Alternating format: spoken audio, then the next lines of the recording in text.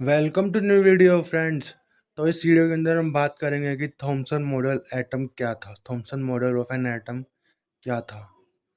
तो थॉमसन थे, उन्होंने एटम के बारे में क्या सोचा, कि उनकी थिंकिंग क्या थी उनके बारे रिलेटेड, उनको इस प्रॉब्लम का क्या सोल्यूशन मिला, उनको क्या समझ में आया, यानी उनको क्या निचोड़ मिला इस चीज़ का, कि जब हम कोई भी एक अल्फा पार्टिकल को किसी भी अगर हम प्लेन लाइट उससे पास करते हैं तो कुछ पार्टिकल्स बैक वापस आ जाते हैं, कुछ स्लाइटली बेंड हो जाते हैं, कुछ बिल्कुल से सीधे चले जाते हैं। मोस्टली सीधे क्यों चले जाते हैं उसका भी बताया। वो रदरफोर्ड था, नील बोर, बहुत सारे एटम है, लेकिन थॉमसन जी ने क्या बताया हमें हम उसके बारे में पढ़ेंगे। मैं बता देता हूँ, मैं किसी की बेइज्जती नहीं कर रहा और ना ही मैं किसी को भला बुरा बोल रहा हूँ। ये सिर्फ एक वीडियो बनाता हूँ ताकि आप लोगों को थॉमसन मॉडल समझ में आ सके, आपको पढ़ाई समझ में आ सके, ईजी लगे। मैं इसलिए वीडियो बनाता हूँ। तो थॉमसन मॉडल ऑफ एटम को हम पढ़ेंगे। पहले लिख लेते हैं हम किस चीज़ के बारे में बात कर रहे हैं।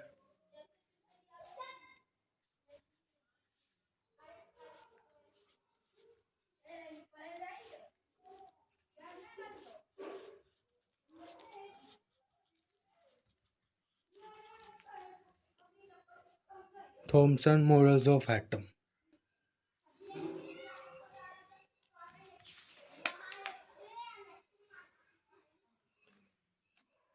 सबसे पहले तो हम बात करते हैं कि एटम होता क्या है।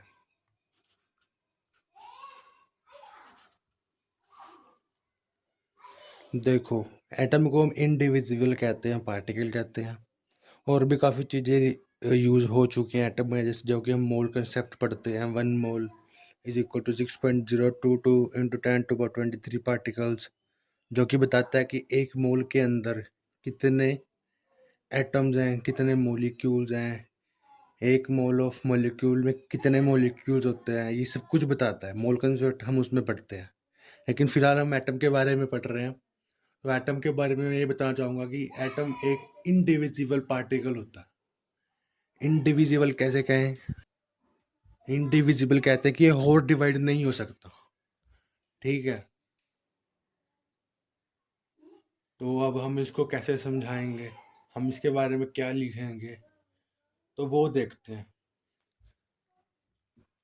जोहन डेल्टन जी एक साइंटिस्ट थे जिन्होंने बताया था कि मोड एटम जो है टाइनी पार्टिकल है, स्फेरिकल है।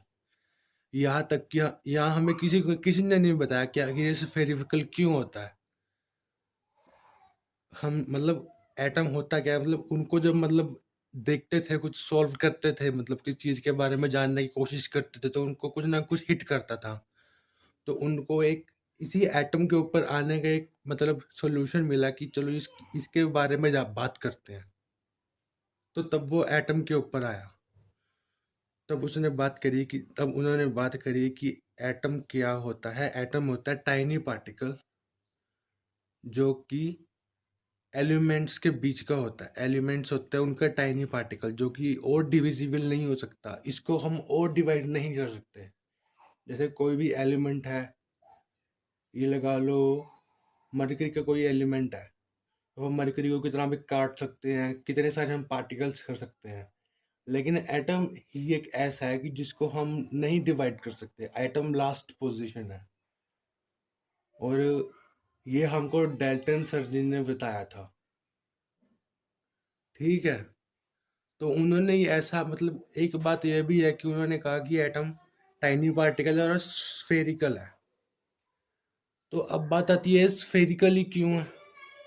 होने को तो स्क्वायर भी हो सकता है, रेक्टेंगल भी हो सकता है, ट्रायंगल भी हो सकता है, लेकिन ये स्फेरिकल ही क्यों है, इसके ऊपर बात आती है।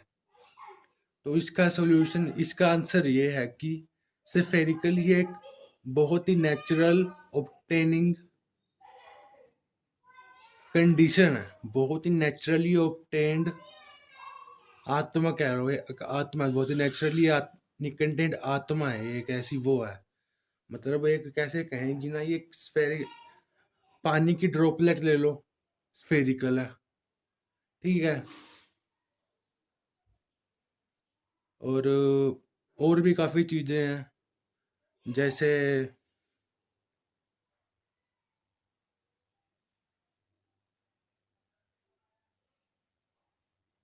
मिट्टी ले लो, वो भी स्फेरिकल है। अगर हम मिट्टी को निकालते हैं कहीं से तो उसके छोटे छोटे पार्टिकल निकलते हैं, तो वो भी स्फेरिकल निकलते हैं। तो वहीं से डिफाइन आया कि अच्छा कि ये एटम स्फेरिकल होता है। तो अब आपको पता चल ही गया होगा कि हम एटम को हम स्फेरिकल क्यों लिखते हैं, स्क्वायर रेक्टेंगल ट्रायंगल क्यों नहीं लिखते, स्फेरिकल ही हम क्यों लिखते हैं, मेन हमारा स्फेरिकल ही क्यों है, ये आपको अब समझ आ गया होगा। तो अब बात आती है थॉमसन मॉडल ऑफ एटम की। वो थॉमसन मॉडल ऑफ एटम क्या है? उन्होंने कहा कि एटम में एक वाटरमेलन मॉडल है। उनका model Johnson model, Thompson model of atom को हम वाटरमेलन मॉडल ऑफ एटम भी कहते हैं, क्योंकि उनका कहना था कि जैसे वाटरमेलन होता है, वाटरमेलन के अंदर सीड्स होते हैं। एक ये सीड होगा, कि ये सीड होगा, कि ये सीड होगा, ये सीड होगा, ये काफ़ी सीड्स होते हैं। तो तब वहाँ से हमें पता चलता है कि अच्छा ये इसके अंदर काफ़ी सीड्स हैं, बीज हैं। तो ये जैसे वाटरमेलन के अंदर काफ़ी सीड्स होते हैं, वैसे ही एक एटम के अंदर काफ़ी ही पॉजिटिव चार्ज, नेगेटिव चार्ज और न्यूट्रल चार्ज रहने वाली स्पीशीज होती हैं। वहाँ से हमको ये पता चला। तो उनका काफ़ी कुछ समझाना रहा था। और भी साइंटिस्ट हैं, रदरफोर्ड रदरफोर्ड हो गए।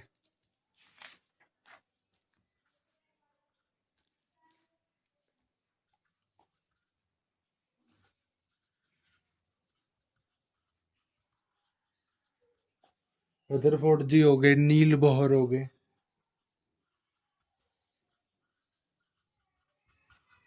नील बोहर, रदरफोर्ड और भी काफ़ी साइंटिस्ट हैं जिन्होंने एटम के बारे में जानने की कोशिश करी। और आजकल प्रेजेंट में क्या चल रहा है? आजकल प्रेजेंट के अंदर orbital, molecular orbital, molecular orbital model of atom चल रहा है कि एटम के आसपास इलेक्ट्रॉन होते हैं, तो उसके अंदर कौन से इलेक्ट्रॉन होते हैं, वो किस ऑर्बिटल में हैं, किस ऑर्बिट में रोटेट करते हैं, उनका स्पिन क्वांटम नंबर क्या है, उनका एंगुलर क्वांटम नंबर क्या है, वो हम मोलिकुलर ऑर्बिटल में पढ़ेंगे। फिलहाल के लिए हमें थॉमसन मॉडल ऑफ एटम पढ़ना था, जो कि मैंने आप लोगों को बता दिया फ्रेंड्स। इस वीडियो में इतना ही, अब आपको मिलेंगे नेक्स्ट वीडियो में। Till then, bye bye friends.